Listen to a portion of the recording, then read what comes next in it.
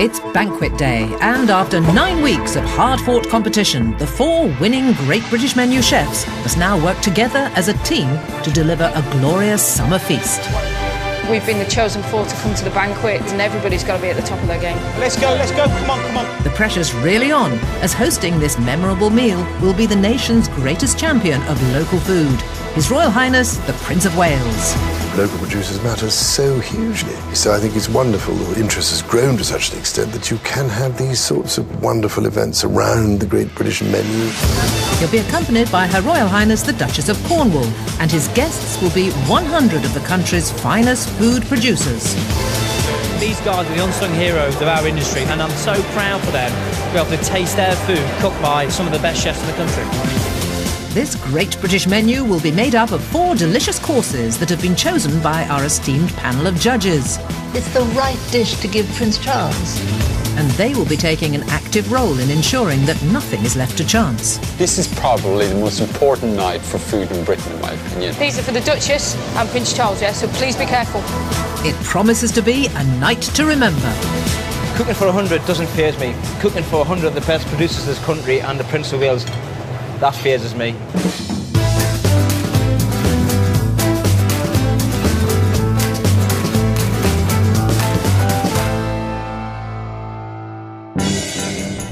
It's the week before the banquet, and final preparations are underway. This year, the chefs were challenged to source ingredients from local producers near National Trust properties in their region. Being perfectionists, they're now revisiting their suppliers as they're determined to have first-class ingredients for the dinner. Something that Tom Kerridge knows only too well. We've won the main course dish with their produce. I've cooked it, but they produced it. They've been supportive of me all the way through to get to this point now. For one evening and for one main course, I can't let them down now. After one of the coldest British winters in years and the growing season delayed, it may be touch and go to lay their hands on everything they need. Something that's a particular concern for Niall McKenna and his dessert course. Not often in my career have I ever worried about the weather, but since I got through to the banquet, every day I'm looking at the sky, seeing what the weather's like. We need sun. And Kenny Atkinson has similar worries over his fish course. Still early in the season, but I was hoping to have at least enough mackerel to be able to cater for the banquet. So, a slight concern at the moment. As many of their producers will be the guests at the banquet, Lisa Allen knows there's a lot at stake for her starter. There is pressure. You do get this churning in your stomach, but for me it's so exciting because I want to go out there, use the produce, and I've got to make it shine on the day. So yeah, it's really nerve-wracking. Ahead of the banquet, Matthew Fort is making his way to Clarence House in London to brief the Prince of Wales on the winning menu that the judges have chosen, and to hear his thoughts on the theme for this year's competition. It's obviously been a huge renaissance in terms of British food and the interest taken in it. And so I think it's wonderful that now there's such an interest, interest has grown to such an extent that you can have these wonderful events around the Great British Menu, and British chefs are celebrated. Well, I think that our chefs actually have helped show the way in that. Of course, we're going to start off with Lisa Allen, who's the first female chef to have actually come through to cook at the finals, and she's going to be serving wild rabbit turnover and piccalilli. The great tragedy has been the waste of a wonderful wild resource. Of course, in Cumbria, where it comes from, there are rabbits galore. So. There's also, this particular rabbit is going to be wrapped up in Cumbrian ham, air-dried ham, which is another local produce. Yeah. And I also think that piccalilli itself is a sort of classic northern condiment. I have to say, I think it's a really wonderful combination. It could be quite fun to see how that one comes out, I must say. This early in the season, there's a risk that the rabbits might be undersized.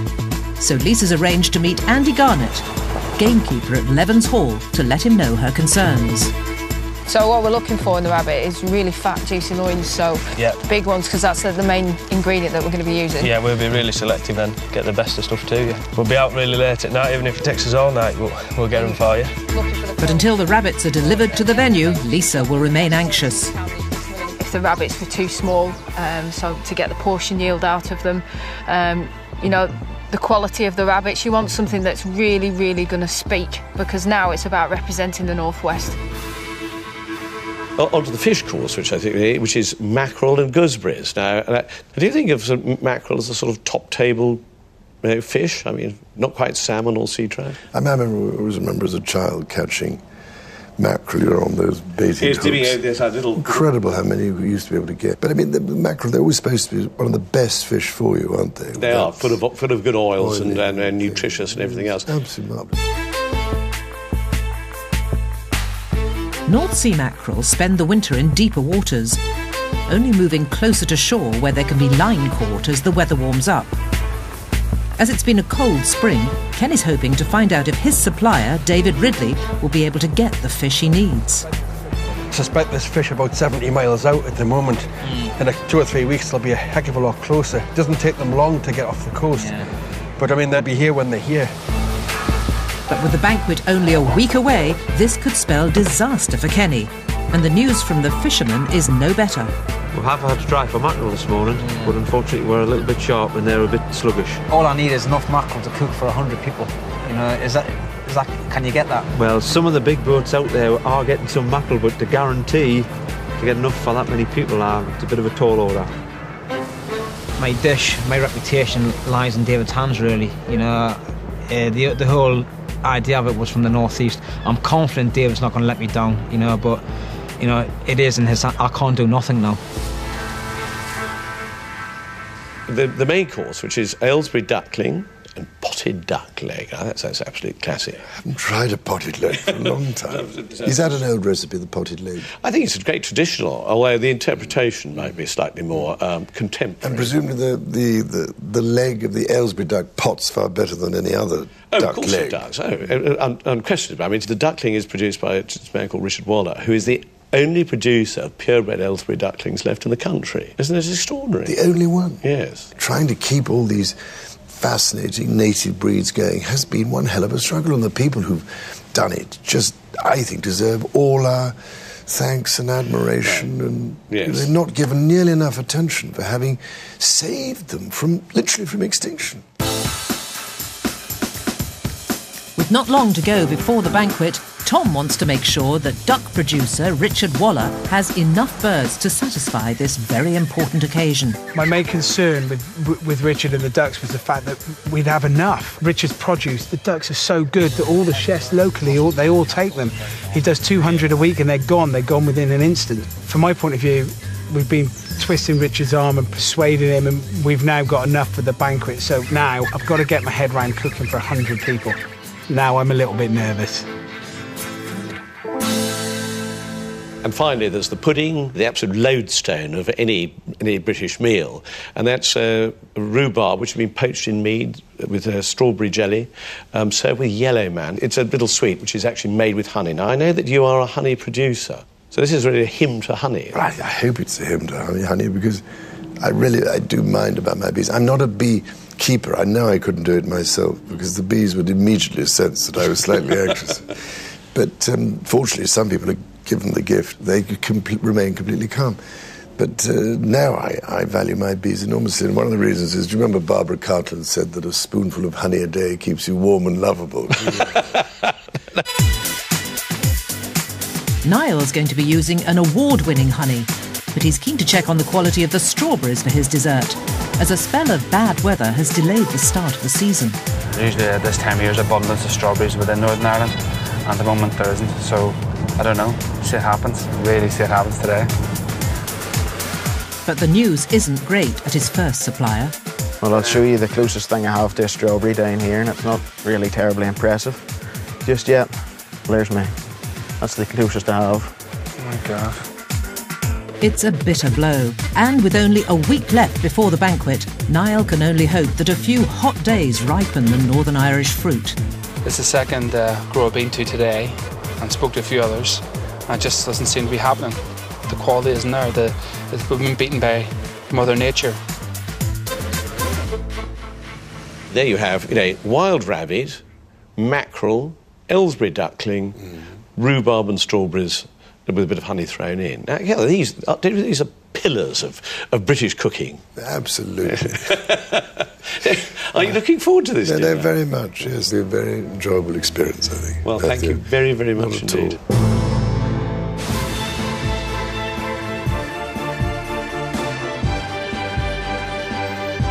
The historic city of Bath will have the honour of hosting the Great British Menu Banquet. The assembly rooms were purpose-built for entertainment. Now in the care of the National Trust, they will make the perfect location for this unique royal event. It's 10 a.m. on the day before the banquet. Tom is the first chef to arrive, and his Aylesbury ducks are just being delivered.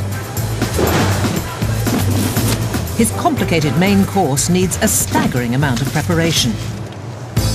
Do I feel like I'm cheating being here before the other chefs? No, I've got more to do than the other chefs. It's the main course, it's the centrepiece, so I've got to make sure it's right. Cooking for 100 people isn't something he does every day. The number of banquets I've done probably in the last 18 years of being a chef. 1, 2, so not very many at all. Once he starts cooking, Tom begins to feel the scale of the task ahead. I have never seen this many ducks before in my life. I've got trays and trays of them. The quantity to what I'm used to is so vast here. I mean, things like just the size of the spoons. It's just bonkers. At lunchtime, the other chefs arrive at the assembly rooms. How are you doing, mate? All right? Not bad, mate. How you doing? Nervous? I think now you see it, his stomach starts to go now. Now it's real. On their way to the kitchen, the chefs take their first look at the imposing banqueting hall where the dinner will take place. Fantastic venue, isn't it? Beautiful. Amazing, isn't it? You feel the pressure now, don't you? Yeah, you do, yeah. You realise how grand it is. And everyone's going to come here tomorrow expecting something special. Dressed up. Producers, you know, Prince Charles. Now it's up to all 4 of us to deliver, isn't it? Work as a team. Where is he? Come on, guys, I've been waiting for you. Where you been? Hey, you cracking already, mate? What time did you get here? You got here yesterday. You're early, yeah? Take over the whole kitchen, chief. Everybody helped me. I was going to say, what about us? where's our sections? Yeah, no, go and get your whites on. I need a hand. Having changed into their whites, the chefs are desperate to double-check the quality of their ingredients. You've seen our stuff by any chance? No. Nothing at all? Nothing at all? Nothing at all. No. I'm getting quite worried now, actually. When Niall went to visit his strawberry supplier last week, there was no ripe fruit. But have things changed with the recent sunny weather? Gregory, strawberries, well, they haven't pollinated at all. I know, I understand, there's nothing you can do about it, but so nothing at all sent over to me at all. Man, no strawberries. Season's late, nothing we're going to do about it. Mother Nature won, and so I had to find out somewhere around Bath where we can get strawberries. With such a major setback, Niall's only option is to try to source ripe strawberries locally and fast. But it's not only Niall who's in trouble. Kenny is missing the main component of his dish. The mackerel swimming in the North Sea have still not come close enough to the Northumberland coast to be line caught. There's no mackerel in the northeast, so David's had to go down to Cornwall and fish it himself. So, you know, if I don't get the mackerel, then the dish is a disaster. Ken is desperate to know how David's fishing in Cornwall is going, so he calls him on the boat.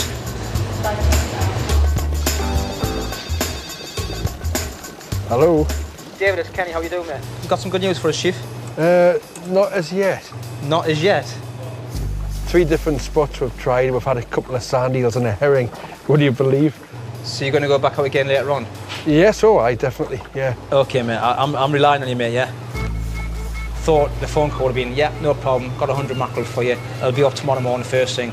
And his answer is, he hasn't got any this morning. You know, time's running out. You know, my reputation's on the line here. Prince Charles is arriving for this banquet. I was with the producers, and I've got no fish. Niall's been ringing round the local fruit suppliers, and he thinks he's tracked down some ripe strawberries. But they have to be perfect, so he needs to check them personally. But that means losing valuable time in the kitchen. For the other chefs, though, it's good news. The carefully sourced ingredients from their regional suppliers have arrived. For Lisa, that means her rabbit loins. But has gamekeeper Andy sent what she needs? Finally arrived. Yeah, I'm relieved. You know, with him being a wild product, you know, I was really worried.